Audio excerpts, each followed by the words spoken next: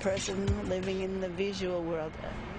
One who's doing visual art, of course, a musician, it's the world of sound, but it's also about feelings and impressions. I'm Heather Chapin, and I'm a PhD here at the Center for Complex Systems and Brain Sciences.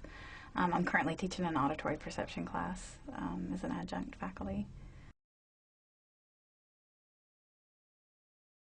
Music is much more complex. With an isolated sound, you would get kind of isolated activity in the brain depending on what that sound means to you. But with music, you actually get activity, widespread activity in the brain. So you get areas that are involved in language, attention, emotion. So music activates much more of the brain than simple sounds do. I always listen to music when I create my art. It just puts me in a frame of mind where I just feel creative, you know. I always have music playing when I'm making art to heighten my creativity, I guess you could say.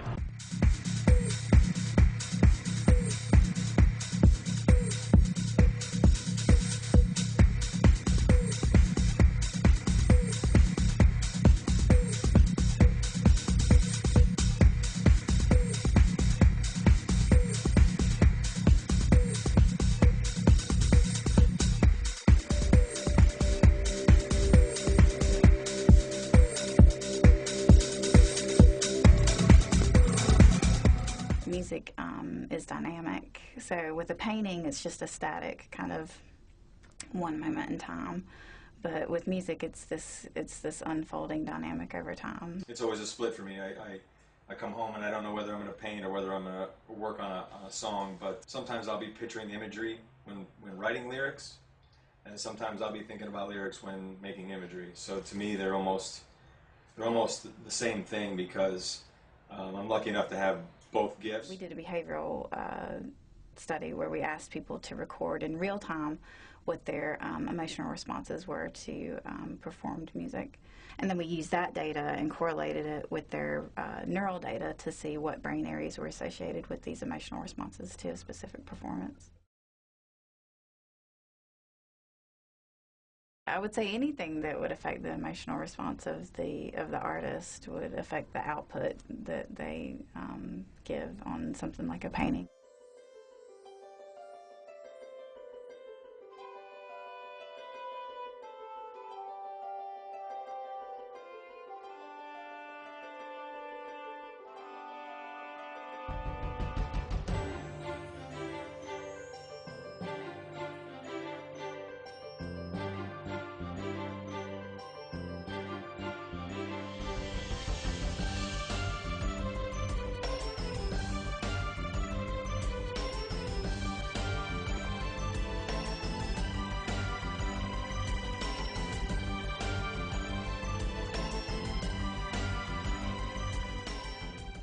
I like very bright colors and more pastel, also pinks and purples and blues. I think we have enough sad things in the world, so I don't really want to be concentrating on those sad things. I just concentrate on beauty and happiness. My paintings are dreamlike, but they're fantasy, many of them, but they're all based on impressions that I've had. So I really like bright colors, and I kind of go with the colors of nature, because when I find the glass, it's all browns, greens, and yellows, and white, and I just use all those colors from what I see in nature and kind of blend it all together. I started doing the dolls. I found a doll on the beach that was covered in barnacles, and I just thought it looked really amazing, so I brought it home and I turned it into a planter, and somebody wanted to buy it immediately, so I decided to continue using dolls as planters.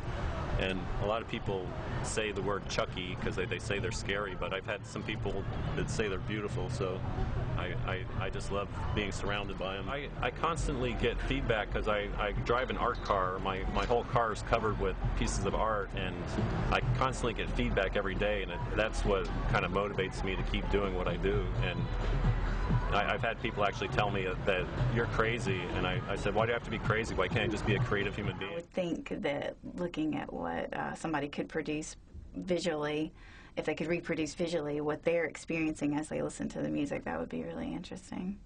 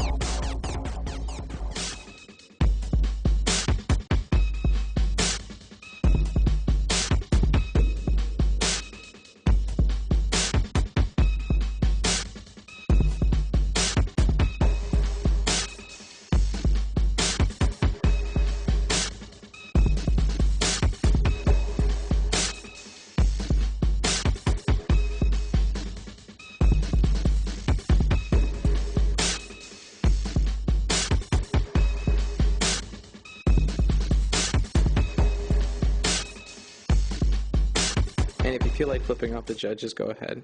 No. We'll cut that out.